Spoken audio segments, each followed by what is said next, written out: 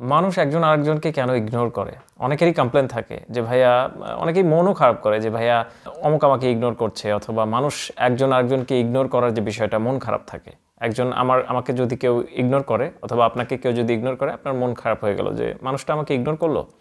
অনেক কারণ রয়েছে এটার। তো আমার কাছে বেশ কয়েকটি কারণ মনে হয়। তার মধ্যে প্রথম যে বিষয়টি সেটা হচ্ছে, আপনার সামনের যে ব্যক্তি, তার যে প্রাপ্য সম্মানটুকু আপনি যদি তার থেকে বেশি সম্মান দিয়ে ফেলেন, তাহলে সে আপনাকে ইগনোর করবে। সে আসলে ভ্যাবাচাকা খেয়ে যাবে যে বিষয়টা কিভাবে কানেক্ট করবো তার সাথে। সে হয়তো এরকম সম্মান কারোর কাছ থেকে পায়নি, আপনি হয়তো সেরকমভাবেই তাকে ট্রিট করছেন। তো সেই ক্ষেত্রে সে আসলে এরকমটাই আপনাকে ইগনোর করতে চাইবে। তারপরে আরেকটি বিষয় হচ্ছে যে, আপনি যদি অ্যাভেলেবেল হয়ে যান কারো কাছে, তাহলে সে আপনাকে ইগনোর করবে, মানে একটা অন্যরকম ভাবে সে আপনার সাথে ব্যবহার করবে। আপনি যেহেতু তার জন্য অ্যাভেলেবেল, হয়তো কোনো দরকার পড়েছে, আপনাকে কল দিল বা ফোন দিল, আপনি সাথে সাথে চলে গেলেন। তার কোনো সাহায্যের প্রয়োজন হলো, আপনি একেবারেই মানে নিজেকে একেবারেই উন্মুক্ত করে দিলেন তার জন্য। আপনার যে পার্সোনালিটি, এটা চরমভাবে খোয়া যাবে। এইটা কিন্তু ইগনোর হওয়ার একটা অন্যতম বড় কারণ। আপনি এটা করতে যাবেন না। তারপরে আমার কাছে যে গুরুত্বপূর্ণ বিষয়টি মনে হয় যে, কোনো বিষয় নিয়ে কারোর সাথে কথা বললে বেশি ডিটেইলে যাওয়ার চেষ্টা করবেন না।